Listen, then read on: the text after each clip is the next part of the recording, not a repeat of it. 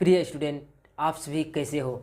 हम आशा करते हैं, उम्मीद करते हैं कि आप सभी स्वस्थ होंगे और मस्त होंगे, अच्छे से एग्ज़ाम की तैयारी कर रहे होंगे। आज से स्टार्ट हो गया है आप सभी के लिए यानी हिस्ट्री क्लास 10th का जो हिस्ट्री। इससे पहले जो बायोलॉजी चल रहे थे वह लगभग जो है यानी ख़त्म ही होने वाले हैं और उसमें 1-2 चैप्टर मात्र बच गए हैं। उसको भी हम कंप्लीट कर देंगे बहुत ही जल्द। उसके बाद हम आप जो है सोशल साइंस यानी SST सब्जेक्ट में आगे हैं और साथ ही साथ फिजिक्स स्टार्ट हो गए हैं। तो फिजिक्स ही चलेगा, फिजिक्स भी चलेगा और साथ ही साथ इधर से जो है यानी हिस्ट्री भी चलेगा। यानी सोशल साइंस का हम बात करेंगे जिसको कहते हैं इतिहास। यानी सोशल साइंस में इतिहास स्टार्ट हो गया है आज से। सबसे पहले मैं आपको कुछ इन्फॉर्मेशन देने का प्रयास करता हूँ। देखिए, ये क्लास जो स्टार्ट हो गया है, सबसे पहले ये कंटिन्यू चलेगा, लेकिन कुछ तकनीकी की वजह के कारण से यानी आप सभी के लिए यानी PDF मैं नहीं भेज पा रहे थे। क्या नहीं भाई, पर PDF जो है बिल्कुल नहीं मैं भेज पा रहा था। कुछ तकनीकी हमारे पास प्रॉब्लम हो गई थी जिनके वजह से मैं जो है PDF नहीं भेज पा रहा था। लेकिन अब जो है PDF कंटिन्यू हम भेजने का प्रयास करेंगे आप सभी के समक्ष। यानी व्हाट्सएप ग्रुप में जितने भी स्टूडेंट अभी तक जुड़े हैं हमसे और वह जो अभी लाभ भी उठा रहे हैं और बहुत बढ़िया 75 ये PDF तो भेजबे करेंगे। साथ ही साथ प्रिंटेड PDF प्रिंटेड कराने के लिए आप चाहते हैं और लिखना नहीं चाहते, वैसे तो लिखना आपके लिए बेहतर होंगे, लेकिन फिर भी आप चाहते हैं उनको अच्छी तरीक़ा से यानी समझने के लिए, तो वो प्रिंटेड PDF आपको मिल जाएगी ताकि आप वहाँ से मोबाइल से भी पढ़ सकते हैं या उनको निकाल कर भी पढ़ सकते हैं। तो आज के सेशन को हम यहीं से स्टार्ट करेंगे यानी इतिहास यानी से हिस्ट्री से इतिहास करेंगे। सबसे पहले हम बात कर लेते इतिहास के बारे में। जब इतिहास स्टार्ट कर रहे हैं सोशल साइंस में, यहाँ पे देखिए इस नंबर पे आपको व्हाट्सएप ग्रुप में जुटना चाहिए ना। देखिए, सबसे PDF लेने के लिए इस नंबर पे मैसेज कर दीजिएगा, हम यहाँ से एक लिंक भेज देंगे। उस लिंक के माध्यम से आप जो है यानी व्हाट्सएप ग्रुप में आप जुड़ सकते हैं। जब व्हाट्सएप ग्रुप में आप जुड़ जाइएगा तो आपको जो है PDF कंटिन्यू मिलने लगेंगे। और अदरवाइज मैं अभी टेलीग्राम चैनल और नहीं बनाया है, जिसके वजह से है मैं जो आपको टेलीग्राम चैनल पे PDF देने का प्रोवाइड नहीं करती, यहाँ से अभी नहीं दे पा रहे हैं। तो इसीलिए कुछ ही समय में वह जो है नहीं चैनल बना करके मैं यदि समय मिलते हैं, मौका मिलते हैं तो आपको मैं देने का प्रयास करूंगा टेलीग्राम चैनल पर भी। साथ ही साथ अभी फिलहाल आपको क्या करना है, व्हाट्सएप ग्रुप पे आपको जुट जाना है। तो अब यहाँ पे देखने का प्रयास करिए इसको यानी हिस्ट्री।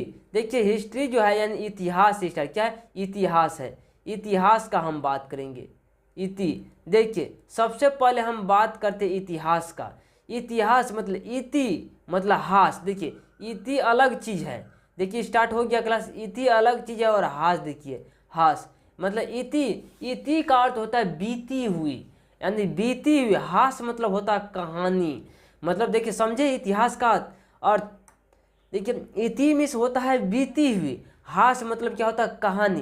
यानी इस कहा गया है बीती हुई घटना या कहानी को यानी पढ़ना, उसी को इतिहास कहते हैं। यानी याद करना जो घटना पहले बीत चुके हैं और आज के युग में हम उनको जो याद कर रहे हैं, उनको याद हम पढ़ रहे हैं, तो वही घटना को क्या कहेंगे, इतिहास कहेंगे। हम क्या कहेंगे, इतिहास कहेंगे। सबसे पहले मैं आपसे कुछ बात यहाँ पे थोड़ा सा एक्सप्लेन करने का मैं यहाँ पे बात कर इरेजर से इनको मिटाने का प्रयास करता हूँ। उसके बाद देखिए, ठीक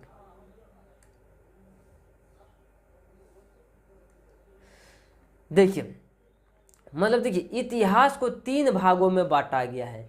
सबसे पहले हम बात करेंगे इतिहास को कितने भागों में बांटा गया है, 3 भागों में बांटा गया है। देखिए, एक होता है प्राचीन इतिहास। क्या होता है, 1 नंबर में हम बात करेंगे प्राचीन इतिहास का, प्राचीन इतिहास। और 2 नंबर में हम बात करेंगे मध्यकालीन इतिहास, मध्यकालीन इतिहास। और 3 नंबर में होता है आधुनिक इतिहास।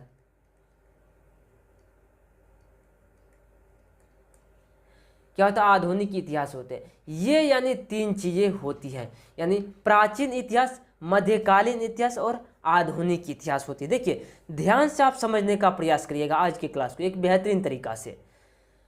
और देखिए, प्राचीन इतिहास में जो है प्राचीन इतिहास में पुराने चीज को हम क्या करते हैं यहाँ पे देखते हैं, यानी जो कि सबसे पहले यानी बीत चुके हैं ये। और मध्यकालीन इतिहास जो है, देखिए मध्यकालीन का आप बात करेंगे, ये जो है 750 ईस्वी से हम बात करेंगे 750 ईस्वी से 1750 ईस्वी तक, यानी 1000 जो है ईस्वी तक यहाँ पर हम पढ़ते हैं। यानी मध्यकालीन इतिहास जो है 1000 के बीच में आता है। मध्यकालीन इतिहास मतलब 750 से लेकर 1750 के बीच में। आधुनिक इतिहास में से जो चल रहे हैं, जो भी प्रयोग खोज हो रहे हैं, उन सभी चीज़ों को मतलब इसमें डाला जा रहा है। आधुनिक भी जो चल रहे हैं, क्या आपने तीनों चीज़ों को समझ गए, यानी प्राचीन इतिहास, मध्यकालीन इतिहास और आधुनिक इतिहास। तो देखिए सबसे पहले आज जो हम स्टार्ट करने के लिए, साथ ही साथ देखिए आपको ये प्रिंटेड पीडीएफ आपको मिल जाएंगे बाबू। प्रिंटेड पीडीएफ यदि आप लेना चाहते हैं तो आप जो है बहुत ही बेहतरीन तरीका से ले सकते हैं, यानी प्रिंटेड पीडीएफ। यानी प्रिंटेड पीडीएफ आप ये चीज़ यदि लेना चाहते हैं तो ले सकते हैं। साथ ही साथ स्क्रीन पे जो कुछ भी अभी हम लिख रहे हैं, इनका भी पीडीएफ चाहिए तो सबसे पहले आप व्हाट्सएप ग्रुप में जुड़ जाइएगा। देखिए अध्याय नंबर, चैप्टर नंबर हम 1 देखेंगे, यूरोप में राष्ट्रवाद। क्या देखेंगे? यूरोप में राष्ट्रवाद। देखिए यानी सबसे पहले जो था ना यूरोप, क्या था? यूरोप में राष्ट्रवाद था। क्या था? यूरोप में एक राष्ट्रवाद। देखिए यूरोप क्या है? एक महादेश है और एक से अधिक देश मिल करके महादेश का निर्माण करते हैं। सबसे बड़ा महादेश एशिया महादेश है। भारत जो है, हमारे देश जो है एशिया महादेश में ही आते हैं। अब देखिए यूरोप में सबसे पहले, यूरोप में राष्ट्रवाद सबसे पहले यहाँ पर हम जानने का ये बताएंगे आपको। आखिर यूरोप का अर्थ तो आप जान चुके हैं, यानी राष्ट्रवाद वहाँ पे पढ़ा, उस जगह पे पनपा यानी उत्पन्न हुई। आखिर राष्ट्रवाद किसको कहते हैं? देखिए अपने देश के प्रति जो आप प्यार करते हैं यानी लगाव होते हैं, उसी को राष्ट्रवाद कहते हैं। यानी कोई व्यक्ति जो देशभक्त होते हैं, यानी जिनके मन में यानी अपने देश के प्रति कुछ अच्छा करने का विचार प्रकट होता है, यानी भावना प्रकट होता है, उसी को हम क्या कहेंगे? राष्ट्रवाद कहेंगे। यानी अपने देश में कुछ जो भ्रष्टाचार हो रहे हैं, उनके खिलाफ जो विरोध करते हैं, वही तो राष्ट्रवाद है।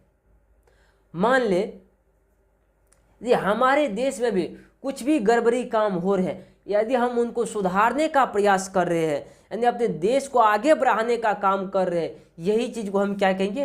राष्ट्रवाद कहेंगे। यानी इसी चीज़ का उत्पत्ति जो हुआ, विकास जो हुआ, यूरोप में सबसे पहले हुआ।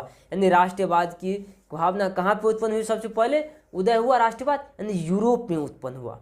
आज उसी को हम देखेंगे यूरोप में किस तरह से और किस प्रकार से राष्ट्र भावना का उत्पन्न हुआ। देखिए अगला स्लाइड पे हम जाने का प्रयास करेंगे। अब यहाँ देखिए अगला स्लाइड पे,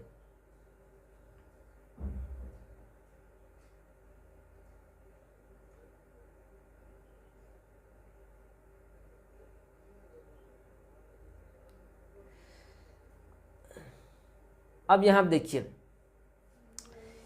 हिस्ट्री यानी इतिहास, इसको क्या कहते हैं? हम इतिहास कहते हैं। क्या कहेंगे? इतिहास कहेंगे, बिल्कुल इतिहास कहेंगे। देखिए कर अतीत का अध्ययन करना ही इतिहास कहलाता है। क्या कहलाता है? अतीत का अध्ययन करना ही क्या कहलाता है? इतिहास कहलाता है। मतलब बीती हुई घटना का अध्ययन करना ही क्या कहलाता है? इतिहास कहलाता है। बिल्कुल, वेरी नाइस। अब यहाँ पे देखिए इसका मतलब कर इतिहास का मतलब है बीते हुए समय की घटनाओं का अध्ययन करना। इतिहास का क्या मतलब है? बीते हुए घटनाओं का अध्ययन करना। इतिहास का परिणामों और तथ्यों के आधार पर पुरानी घटनाओं को समझते और बताते हैं। इतिहास जो है ना, हमें पुरानी घटनाओं को क्या करते हैं? समझाते और बताते हैं। इतिहास पुरानी घटना को समझाते और बताते। यहाँ आप देखिए अब इस क्वेश्चन को जैसा, अब देखिए सबसे यह महत्वपूर्ण लाइन है, यदि आप इतिहास के बारे में आपको कुछ भी जानकारी नहीं है तो ये बात आपको जानकारी होना चाहिए, अत्यंत जरूरी है। आखिर इसको किसने लिखा?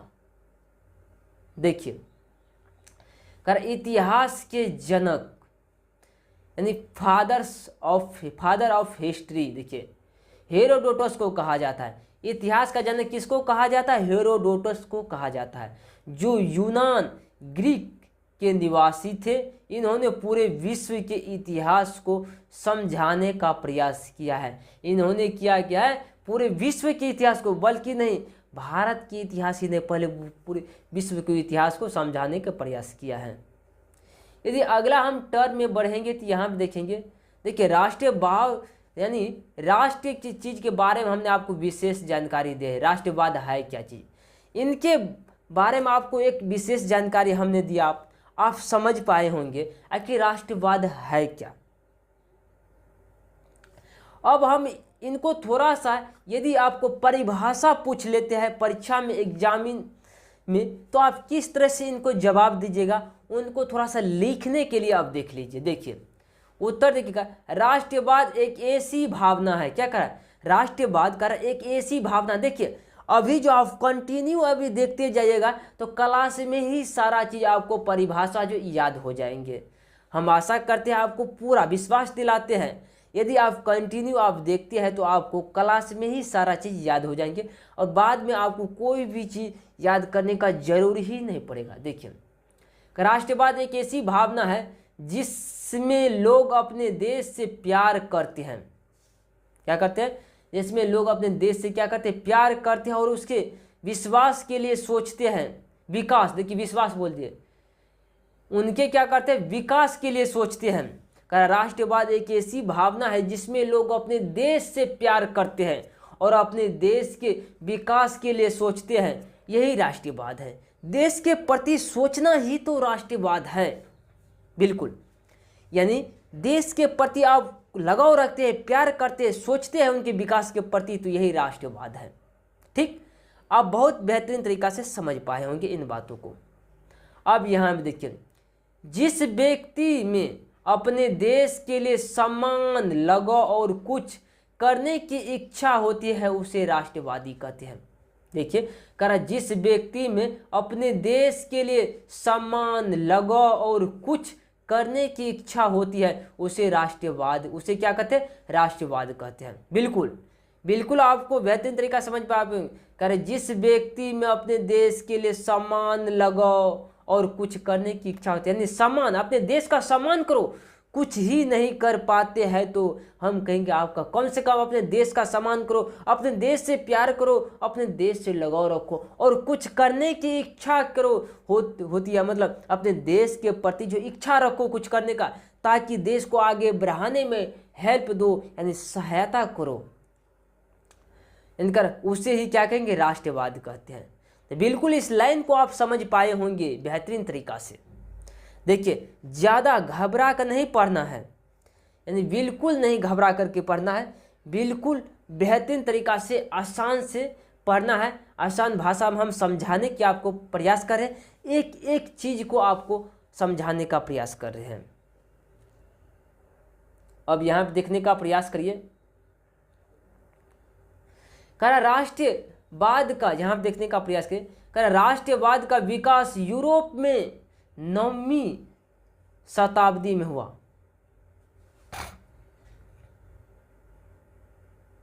देखिए एक चीज आ जाती है जो कि शताब्दी, 1 से लेकर के 100 वर्ष को हम क्या कहेंगे? शताब्दी कहेंगे। कितना कहेंगे? शताब्दी। एक होता है दशक, एक होता है, इन बातों को समझ लिए, दशक होता है, दशक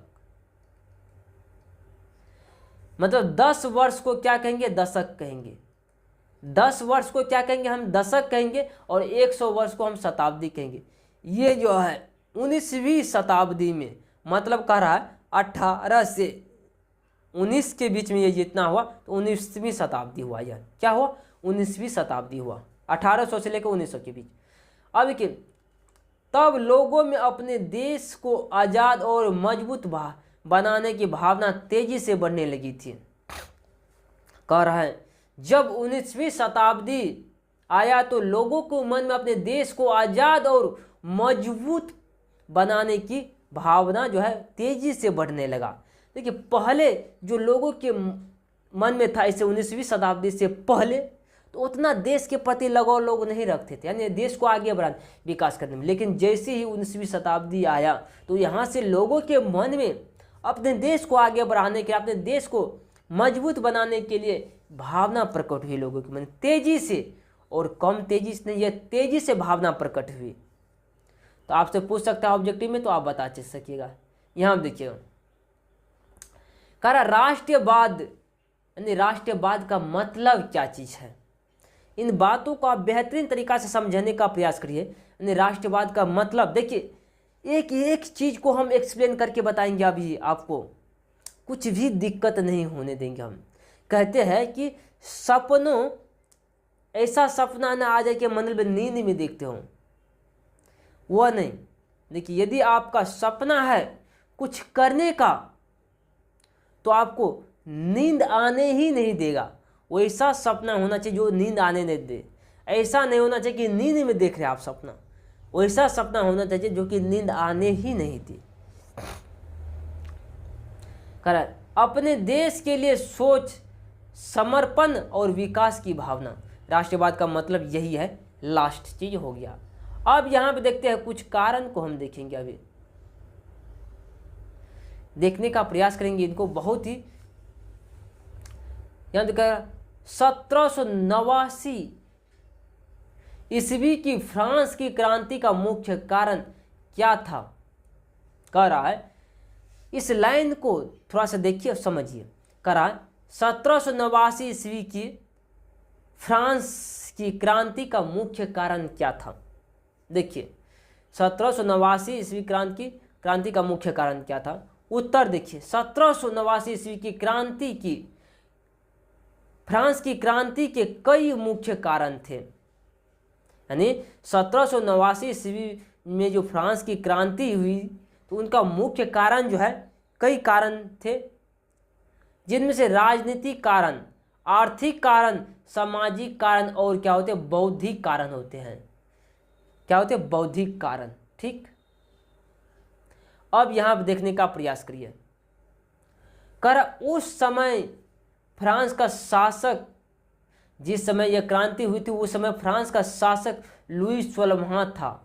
यानी 1789 का हम बात करेंगे, जिस समय फ्रांस की क्रांति हुई थी उस समय फ्रांस का शासक कौन था, तो लुई 16वां था, जो एक निरंकुश राजा था। उनके शासन में भ्रष्टाचार बहुत बढ़ गया था।